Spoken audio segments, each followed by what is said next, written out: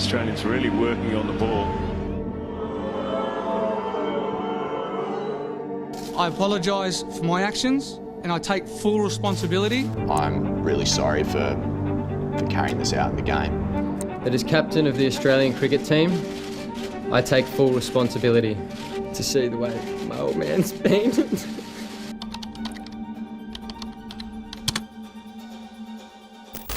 ये बात है साल 2018 की, जब टीम क्रिकेट ऑस्ट्रेलिया अपने टेस्ट दौरे पर साउथ अफ्रीका गई हुई थी और ये ऑस्ट्रेलिया वर्सेस साउथ अफ्रीका की टेस्ट सीरीज़ का तीसरा मैच था जो कि साउथ अफ्रीका के केप टाउन में खेला जा रहा था। तो आइए जानते हैं उस दिन ऐसा केप टाउन में क्या हुआ था।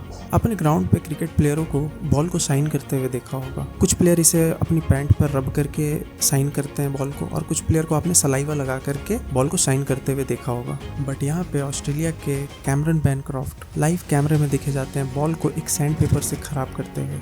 हालांकि ये सीरीज़ कोई भी जीतता, लेकिन ये one of the most controversial series होने वाली ही थी, क्योंकि यहाँ पे जो हीट और टेंशन जो थी दोनों टीम के बीच में वो काफ़ी ज़्यादा देखने को मिल रहा था। यहाँ पे बहुत ही ज़्यादा एग्रेशन और बहुत ही ज़्यादा वो ऑस्ट्रेलियन डोमिनेटिंग माइंडसेट जो कि उस दिन उस पिच पर देखने को मिल रहा था फर्स्ट टेस्ट से ही। जैसे कि एबी डिविलियर्स का रन आउट होने के बाद नेथन लायन को उन्हीं के ऊपर बॉल गिरा देना, या फिर डेविड वार्नर का स्टेयर पे डिकॉक के साथ में कुछ हीटेड आर्ग्यूमेंट होना, और साथ ही कगिसो रबाडा का स्टीव स्मिथ को आउट करने के बाद वो शोल्डर से शोल्डर को टकराना, जिसके चलते उन्हें 2 मैच के लिए बैन भी कर दिया गया था। लेकिन बाद में पता लगने के बाद कि ये जानबूझकर नहीं किया गया था, तो उन पे से फिर ये बैन हटा दिया गया था। और ये बात है 24 मार्च 2018 की, साउथ अफ्रीका के केप टाउन शहर में न्यूलैंड्स क्रिकेट ग्राउंड में तीसरे दिन की साउथ अफ्रीका बैटिंग कर रही थी और करीब 43 ओवर के बाद कैमरन बैनक्रॉफ्ट को दिखाया जाता है। और ये विजुअल्स काफ़ी शॉकिंग थे। कैमरन बैनक्रॉफ्ट बॉल को शाइन देने के लिए किसी येलो ऑब्जेक्ट का यूज़ करते हुए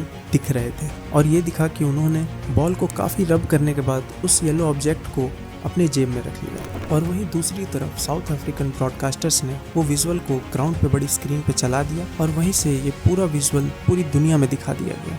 और वहीं पर सारे एक्सपर्ट्स, सारे कमेंटेटर्स और वहाँ पे जितनी भी ऑडियंस थी, सारे लोग बहुत ज़्यादा कंफ्यूज थे कि ये आखिर कैमरन बैनक्रॉफ्ट के हाथ में क्या है। और जैसे ही कैमरन बैनक्रॉफ्ट को ये पता लगता है कि ये विजुअल्स जो है बड़ी स्क्रीन पर दिखा दिया गया है, तब उन्होंने पैनिक करते हुए उस येलो ऑब्जेक्ट को अपनी पॉकेट से निकाला और अपने पैंट के आगे वाले हिस्से में छुपा लिया। लेकिन कैमराज ने उन्हें ये भी करते हुए पकड़ लिया, और इस चीज़ से अंपायर भी काफ़ी कंसर्न थे। इसलिए अंपायर ने कैमरन बैनक्रॉफ्ट को अपने पास बुलाया और पूछा कि आपकी पॉकेट में क्या है। तो उन्होंने भी बड़ी चालाकी से अपने पॉकेट से एक माइक्रोफाइबर क्लॉथ निकाल करके अंपायर्स को दिखाया। लेकिन वहां पर बॉल टेम्परिंग करने की कोशिश करी गई थी, इसलिए अंपायर्स ने बॉल को काफी अच्छे तरीके से चेक किया और बॉल पे ऐसा कुछ भी खास नहीं हुआ था। बैनक्रॉफ्ट ने जिस काम को करने के लिए इतना बड़ा रिस्क लिया था वो उसमें भी फेल हो गए थे। और उस मैच के एंड होने के बाद अब बारी थी प्रेस कॉन्फ्रेंस की, जहाँ पर कैप्टन स्टीव स्मिथ और कैमरन बैनक्रॉफ्ट दोनों ही प्रेस कॉन्फ्रेंस में आते हैं। और वहाँ पर कैमरन बैनक्रॉफ्ट बताते हैं कि उन्होंने एक एडिसिव टेप का इस्तेमाल किया था बॉल को टेम्परिंग करने के लिए, और वो इस बात से रिग्रेट भी करते हैं, मगर वो लोग अभी भी झूठ बोल रहे थे। और इसी इंसिडेंट के बाद स्टुअर्ट ब्रॉड ने भी मीडिया में आकर के ये एक बात कहा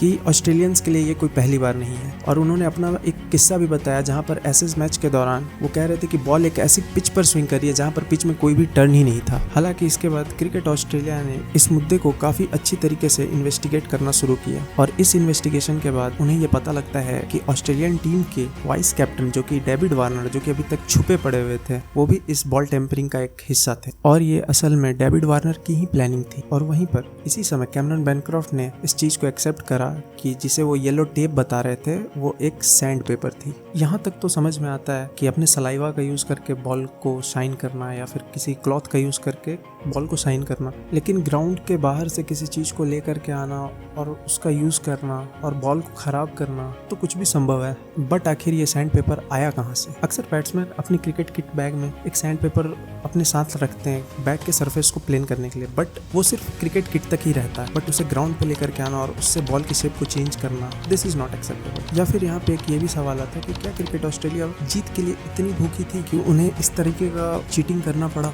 और इस इन्वेस्टिगेशन के बाद डेविड वार्नर, स्टीव स्मिथ और कैमरन बैनक्रॉफ्ट, ये तीनों इस बॉल टेम्परिंग करने में इन्वॉल्व थे और इनडायरेक्टली ये पूरी ऑस्ट्रेलिया टीम को भी पता था। और यहाँ पे एक सोचने वाली बात ये भी है कि 2018 में अगर क्रिकेट ऑस्ट्रेलिया इतनी बड़ी बड़ी टाइप की चीटिंग कर सकती है तो इससे पहले उन्होंने कितनी बार चीटिंग करी हो और कितने बड़े बड़े चीटिंग करे होंगे जब इस टाइप के कोई भी हाई टेक्नोलॉजीज नहीं हुआ करते थे। और इतनी बड़ी इंसिडेंट के बाद उन्हें सिर्फ कुछ मैचेस के लिए बैन किया जा रहा था और उस टाइम के ऑस्ट्रेलिया के प्राइम मिनिस्टर मालकॉम टर्नबुल इंटरफेयर कर और ऑस्ट्रेलियन क्रिकेट बोर्ड के चेयरमैन को कॉल करते हैं जिनका नाम था डेविड पीवर, और कहते हैं कि इन प्लेयर्स के अगेंस्ट एक स्ट्रॉन्ग एक्शन लिया जाना चाहिए क्योंकि अगर ऐसा नहीं हुआ तो पूरी दुनिया के सामने ऑस्ट्रेलिया की इमेज पूरी खराब हो जाएगी। और इसके तुरंत बाद तीनों ही प्लेयर को पूरी सीरीज के लिए सस्पेंड कर दिया गया और स्टीव स्मिथ को कैप्टेंसी से हटा करके टीम पेन को ऑस्ट्रेलिया का न्यू कैप्टन बनाया गया। और as a punishment Steve Smith और डेविड वार्नर को पूरे 1 साल के लिए इंटरनेशनल क्रिकेट से बैन कर दिया गया। और क्योंकि ये पूरा प्लानिंग डेविड वार्नर का था इसलिए डेविड वार्नर को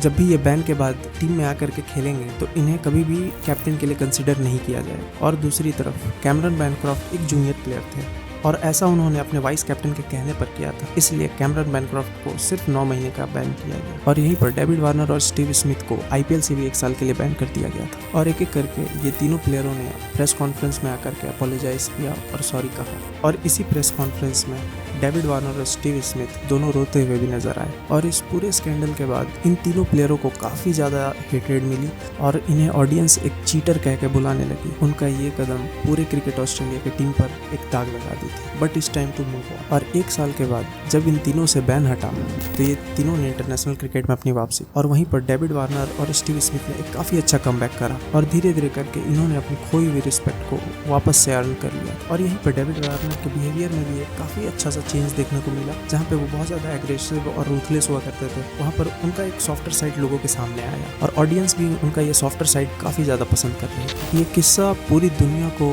और स्पेशली क्रिकेट ऑस्ट्रेलिया को एक बड़ी ही अच्छी चीज़ सिखा के गया कि ये विन एट एनी कॉस्ट वाली मेंटालिटी तो ठीक है, लेकिन उस कॉस्ट को भी ज़रा समझ लें कि कहीं वो कॉस्ट का रिग्रेट विक्ट्री से भी बड़ा ना हो।